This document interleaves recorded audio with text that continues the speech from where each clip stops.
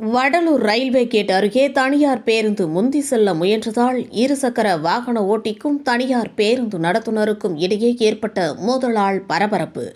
கடலூர் மாவட்டம் வடலூர் சென்னை கும்பகோணம் தேசிய நெடுஞ்சாலையில் ரயில்வே கேட் உள்ளது. திருச்சியில் இருந்து கடலூர் நோக்கி வரும் பேசஞ்சர் ரயில் கடப்பதற்காக இரவு ரயில்வே கேட் மூடப்பட்ட நிலையில் பண்ருட்டி சாலையில் வாகனங்கள் அணிவகுத்து நின்றனர். தொடர்ந்து ரயில் சென்ற பின் கேட் திறக்கப்பட்டதும் ஒருவரை ஒருவர் முண்டியடித்துக் கொண்டு செல்ல முயன்றனர்.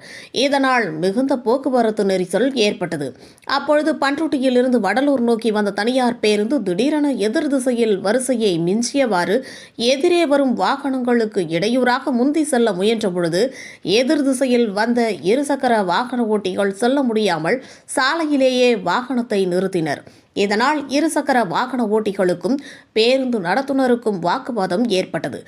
தொடர்ந்து வாக்குவாதம் கைகலப்பாக மாறியதால் ஒருவரை ஒருவர் தாக்கிக் கொண்டனர். இதனால் அப்பகுதிகளில் சிறிது நேரம் பரபரப்பு ஏற்பட்டது.